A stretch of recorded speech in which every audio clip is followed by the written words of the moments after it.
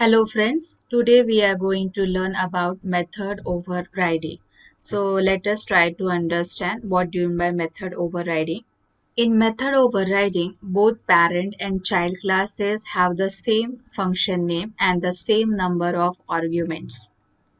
And the basic purpose of overriding is to change the behavior of the parent class method. So suppose if both the methods are defined in parent as well as in child class, but you want that the method in parent class should not be executed and the child class method should be executed, that concept is called as overriding. Now here what actually happens is that both the methods have the same name and the same number of arguments. Hence, it is called as method overriding. Inherited methods can be overridden by redefining the methods in the child class. So let us try to see how this concept is implemented.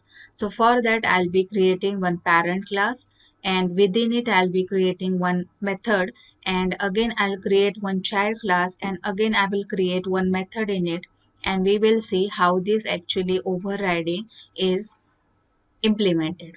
So let me create one particular class called as fruit. So here I'll define two member variables, name and color. I'll define the constructor which will take two parameters, name and color, and these two will be automatically initialized when an object variable is declared. And now here within the class I'm going to define one method called as intro. So here this is just a basic method which is just displaying that fruit is this and color is this. So here I'll close the definition of the fruit class.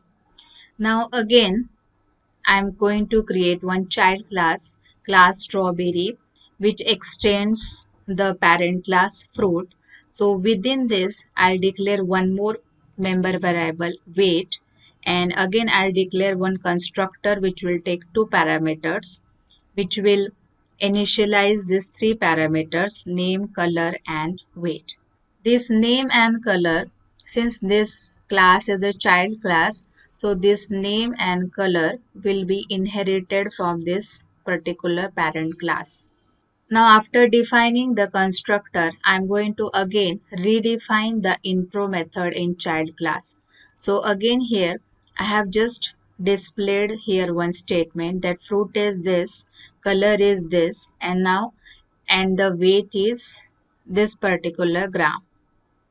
So in this way, in both parent as well as in child class, method name is same, intro in this case here, and also both have no arguments.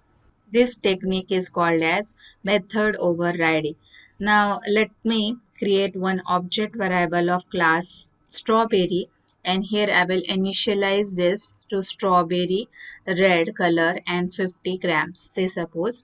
And now if I just call the intro method, so since this is a child class object variable, so it is going to call this particular method, though it is also defined in this parent class. So in such a scenario where both parent and child class are having the same method name, same number of arguments, but when the child class object variable is created, it is going to call the method defined in the child class. So this is nothing but the method overriding. Now let us see what will be the output of this. So here the output will be, since this is going to execute the intro method of this child class, so see here the statement will be fruit is strawberry, color is red, and the weight is 50 grams. So this is how the method overriding is implemented.